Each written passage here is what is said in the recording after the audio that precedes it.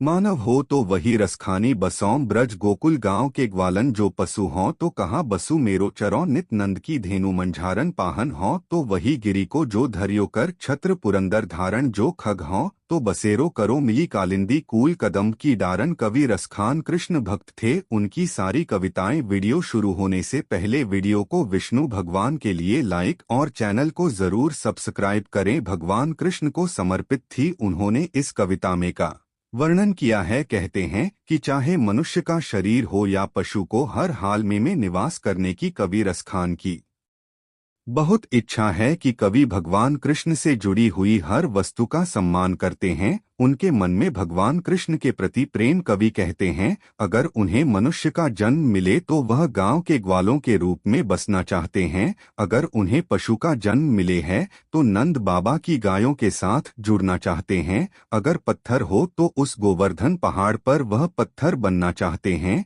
जिसे भगवान कृष्ण ने अपनी उंगली पर उठा लिया था। अगर उन्हें पक्षी का जन्म मिले तो उन्हें यह नदी के किनारे कदम की डाली पर बसेरा करना पसंद होगा। ओम श्री कृष्णाय नमः। आप सभी पर प्रधान कृष्ण की कृपा बनी रहे। उम्मीद करती हूँ आप मेरे चैनल पर मार्क्स इस मास्क के सभी अध्यायों सुन रहे होंगे। इन अध्ययनों में हर दिन में आपको भगवान कृष्ण से जुड़ी कहानियाँ सुनाती हंसा। अगर आपने इन कहानियों को अब तक नहीं सुना है तो आप सभी से अनुरोध है मेरे चैनल पर जाकर भगवान कृष्ण की इन कहानियों का रसपान जरूर की चिंता। आज की कहानी में मैं आपको सुनाने वाली हूँ भगवान कृष्ण की एक ऐसी कहानी जब उन्होंने पहली बार गाय चराने के लिए नंद बाबा से देखिए इस तरह से विनती की थी। यहाँ तक कि उन्होंने पंडित थे उन्हें भी माखन मिश्री का लालच दिया था। भगवान कृष्ण का गायों के प्रति आप सभी को पता है।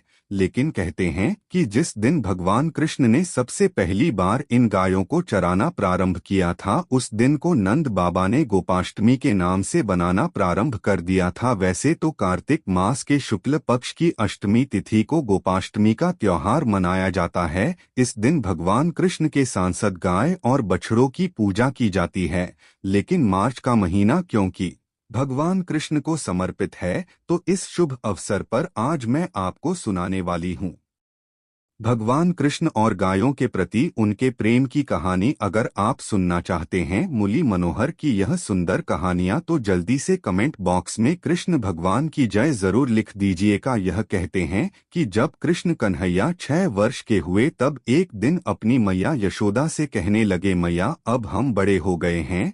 तो मैं यह कहने लगी अच्छा लल्ला अब तुम बड़े हो गए हो तो बताओ हम क्या करें। कृष्ण कन्हैया कहने लगे या इससे पकड़ी चलाने नहीं जाएंगे अब हम गाय चराने जाएंगे। अपने ललाट की बात सुनकर मैया यशोदा मुस्कुराने लगी कहने लगी अरे लल्ला तुम अभी इतने बड़े नहीं झुके गाय चराने जाओगे और जंगल तो वैसे भी बहुत दूर है। गाय तो जब बड़े हो जाओगे तब चराने जाना। लेकिन कन्हैया ने तो जिद पकड़ ली। मैया से जिद करने लगे तब मैया यशोदा कहने लगी ठीक है अपने बाबा से पूछ लेना। बस मैया यशोदा का ऐसा कहना था। जड़ से कन्हैया पहुंच गए नंद बाबा से पूछने के लिए। नंद बाबा के पास पहुंचते ही करने लगे बाबा अब हम बहुत बड़े हो गए हैं अब हम बच्चे नहीं रहे। आज से हम बछड़े नहीं गाय चराने जाएंगे। अब जल्दी से पंडित जी से कहकर गाय चराने का मुहूर्त निकलवा दीजिए। गोकुल में एक ऐसी प्रथा है कि जब घर में गाय पाली जाती हैं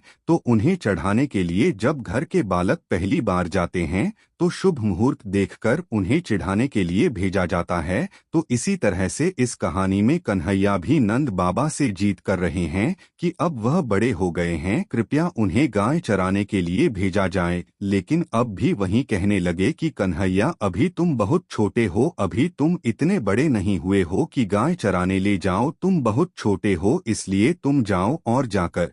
लेकिन कहाँ मानने वाले थे। कहने लगे नहीं पापा अब मैं बिल्कुल भी नहीं अब तो मैं केवल गाय ही। इस प्रकार रहे नखरे दिखाते रहे और करते रहे नहीं माने तो नंद बाबा ने हार मान ली। कहने लगे अच्छा ठीक है जाओ और पंडित जी को लाओ वे गौचारण का मुहूर्त और उसके बाद तुम गाय चराने के लिए ले जाया गया था कि शंकर पंडित जी के पास गए और कहने लगे, पंडित जी आपको मेरे बाबा ने बुलाया है, जल्दी से घर चलिए, गौर चरण का मुहूर्त दिखाना है। एक काम की जगह पंडित जी आप ना आज कहीं मत बता देना, और अगर आप ऐसा करेंगे तो मैं आपको बहुत शर्मनाक भी दूंगा। इस प्रकार कन्हैया ने पंडित जी को ही मारकर का लालच दिया। अब पंडित जी कन्हैया की चाल समझ गई। कन्हैया जी को प्रेम भी बहुत करते थे। पंडित जी तरह की बात मानकर पहुंच गए नंद बाबा के पास। नंद बाबा के पास पहुंचे तो नंद बाबा ने उन्हें प्रणाम किया। हाथ में पंचांग लेकर पंडित जी बार बार गणना करने लगे। बार गणना करना तो केवल एक बहाना था, दरअसल मुहूर्त तो कन्हैया जी पहले ही तय कर आए थे। जब बार गणना करते हुए पंडित जी को देखा तो नंद बाबा पूछने लगे, पंडित जी क्या बात है, आप बार बार इस तरह से क्या गिन रहे? पंडित जी कहने लगे हैं, और क्या बताएं नंदी बाबा जी, केवल आज का यह मुहूर्त निकल रहा है और इसके बाद तो अगले 1 साल तक कोई भी मुक्त नहीं है।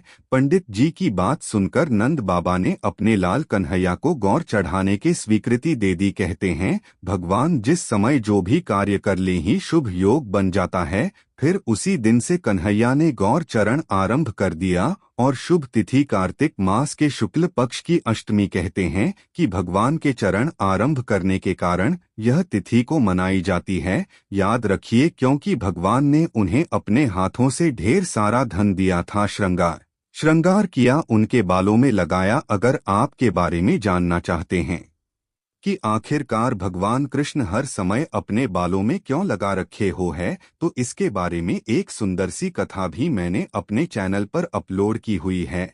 आप इस कहानी को जरूर सुनिएगा। अब जब मैया यशोदा ने अपने ललाट के सिर पर मोर पंख लगा दिया, उनका श्रृंगार कर दिया, तो अब वह अपने लल्ला को पैरों में जूतियां पहनाने लगी, क्योंकि आज पहली बार मैया यशोदा का लाल गायों को चराने के लिए जंगल में जाने वाला था। जंगल का रास्ता तो आप जानते हैं, पथरीला होता है, कांटों भरा होता है। कहीं मेरे लाल को कंकड़ पत्थर न चुप जाए, तो मैया उनके पैरों में जूतियां पहनाने लगी। जूतियां पहनाने लगी तो ललित तो मना ही कर दिया। लल्ला कहने लगे, मैया आप मुझे जूते पर जाने से पहले मेरी कमियों को भी जूते पहना दो। अब मैया यशोदा कहने लगी, अरे लाल कभी भी कव्वे नहीं पहनती, जो तरंगे पाऊंगी जंगल जाती हैं। कन्हैया ने जब यह बात सुनी तो मैया से कहने लगे, मैया अगर मेरी कोई जूतियां नहीं पहन सकती तो मैं भला कैसे पहन सकता हूँ? पहला सकती है तो उन सभी को भी जूतियां पहना दो, नहीं तो मैं भी नंगे पांव जंगल जाऊंगा। कहते हैं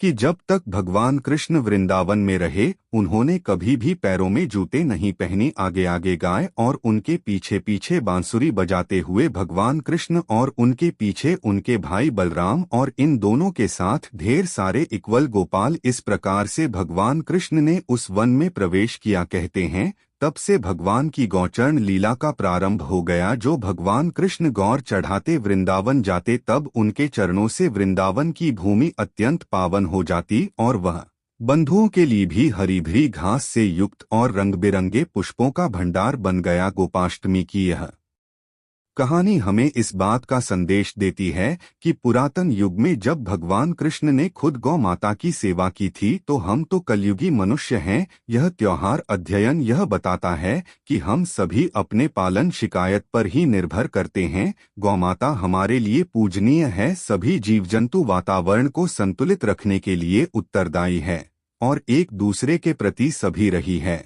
और यह दिन हमें इस बात का संदेश देता है, भगवान कृष्ण ने अपने पूरे जीवन में लोगों की बहुत देखभाल की। गांवों के प्रति उनका प्रेम सभी को पता है। लोगों की सेवा करने के कारण हितेंद्र आज इंटरनेट में उनका नाम गोविंद रख दिया था। तो आज की जानकारी आप सभी को कैसी लगी? कमेंट बॉक्स में कृष्ण भगवान की थैली कर मुझे जरूर बताएं का, या आने वाली वीडियोस में मैं आपको सुनूंगी भगवान कृष्ण के लड्डू गोपाल स्वरूप की कहानी, कैसे उनका नाम लड्डू गोपाल पड़ा। भगवान कृष्ण ने अपने बचपन में ही बहुत बड़े बड़े दैत्यों का संहार कर दिया था। कंस का तोड़ने वो किया ही था, लेकिन कल के अलावा भी बहुत सारे ऐसे व्यक्ति थे जिन्हें कंस ने भगवान कृष्ण को मारने के इरादे से भेजा था। किस प्रकार भगवान श्री कृष्ण ने अपने बचपन में ही इन भयानक दैत्यों का वध कर दिया था। इस बारे में जानने के लिए आप मेरे आने वाली वीडियोस का इंतजार जरूर की, जिसका आप जब कभी भी कोई भी पौराणिक कहानी सुनते हैं, कोई भी धार्मिक कहानी सुनते हैं,